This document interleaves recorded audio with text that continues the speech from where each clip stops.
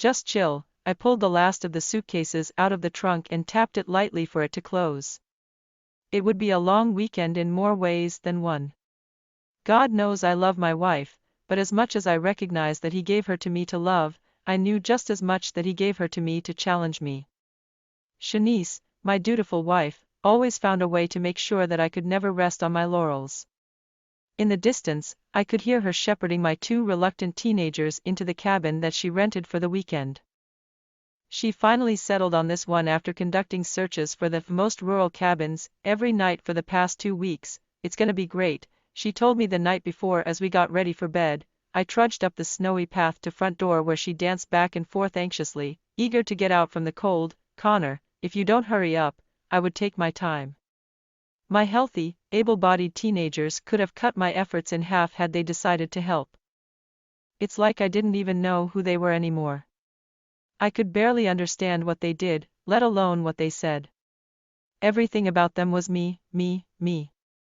Someone once told me that the teenage years are remarkably similar to the toddler years, except instead of learning where to shit they told you to eat shit instead. Shanice helped me with the last of the suitcases as I finally cleared the doorway and slammed the heavy door behind me. There, she said, the cold is out. I unwrapped my scarf from my neck and hung it on the handmade coat hanger that sat adjacent to a surrealist painting that hung slightly askew on the wall. A piece that captivated and at the same time disturbed me. The scattered arrangement of objects in the art was in stark contrast to the cozy stylishness of the cabin. I hitched my tongue firmly to the top of the roof of my mouth. I wouldn't say anything, at least for now. Raven and Jalen, my 16-year-old daughter and 14-year-old son. Both took up residence on the couches, their faces illuminated by the bluish screen of their devices. I sat across from them on a high-backed armchair. Children, I greeted as I proceeded to pull out my own phone. Shanice scolded as she grabbed my phone and placed it into a tiny basket. Put it in here. She walked over to the children and collected their phones as well. Both of yours too. What the heck am I supposed to do without my phone? Raven asked. A question to which my wife responded with the enthusiasm of a circus director. She wasn't pleased with the lack of cohesiveness within our family unit and decided that we needed some time away to restore those bonds. So, she looked the nicest cabin in the most desolate area that she could find, and, she said with a smile, this cabin is even better than what I expected. It has no electricity. None. Isn't that neat? We will have to live by the natural order of the day, up when the sun is out and knocked out when it is not. How long are we here for? Jalen asked, his usual apathetic facial expression replaced by a look of genuine concern. 4 days. Are you crazy? My boyfriend is going to think I'm dead. Who does this?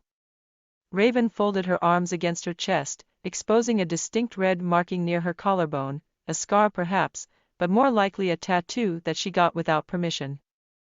I wondered for a few moments how long she had it, but my concerns were quickly washed away as the tidal wave of realization washed over me that I would not be able to escape the tyranny of uncomfortableness that was the family dynamic. Shanice? I asked, finally giving my tongue permission to wander. Maybe we should reconsider. She held her hand up. Nope, don't want to hear it. Thank you for getting us here safely. Raven, wash up and get ready to help me with dinner, and Jalen, please take a thorough shower, not a military one. She turned sharply on her heels with the determination of an army general and made her way to the kitchen. As my children skulked off to their respective places, I looked a little bit longer at the painting, hoping that my mind wouldn't become as fragmented as the piece.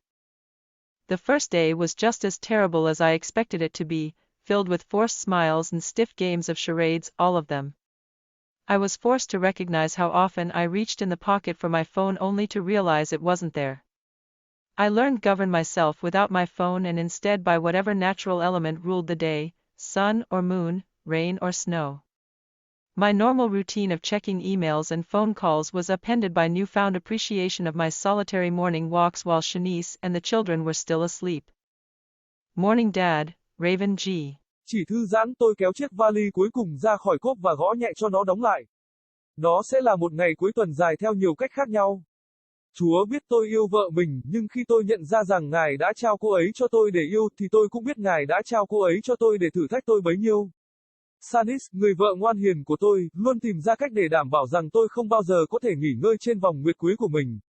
Ở đằng xa, tôi có thể nghe thấy tiếng cô ấy dắt hai đứa trẻ bất đắc dĩ của tôi vào căn nhà gỗ mà cô ấy thuê vào cuối tuần. Cuối cùng, cô ấy đã giải quyết vấn đề này sau khi tiến hành tìm kiếm những cabin nông thôn nhất mỗi đêm trong 2 tuần qua. Sẽ rất tuyệt, cô ấy nói với tôi vào đêm hôm trước khi chúng tôi chuẩn bị đi ngủ. Tôi lê bước trên con đường đầy tuyết đến trước cửa, nơi cô ấy lo lắng nhảy qua nhảy lại, mong muốn thoát ra khỏi cái lạnh. Connor, nếu bạn không nhanh lên, tôi sẽ mất thời gian của tôi. Những thanh thiếu niên khỏe mạnh, thân hình tốt của tôi có thể đã cắt giảm một nửa nỗ lực của tôi nếu họ quyết định giúp đỡ. Có vẻ như tôi thậm chí không biết họ là ai nữa. Tôi hầu như không thể hiểu những gì họ đã làm, chứ đừng nói đến những gì họ nói. Mọi thứ về họ là tôi. Có người đã từng nói với tôi rằng tuổi thiếu niên giống với tuổi mới biết đi một cách đáng kể, ngoại trừ việc thay vì học ở đâu thì họ lại bảo bạn ăn cứt.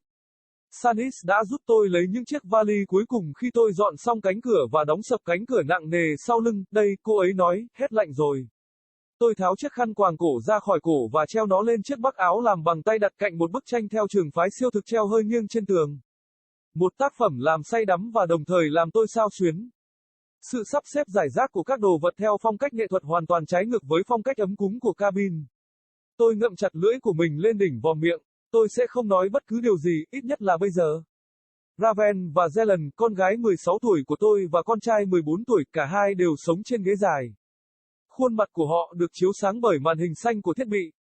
Tôi ngồi đối diện với họ trên một chiếc ghế bành có lưng tựa cao. Các con, tôi chào khi bắt đầu rút điện thoại của mình ra.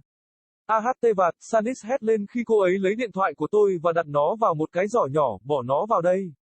Cô bước đến chỗ bọn trẻ và thu điện thoại của chúng.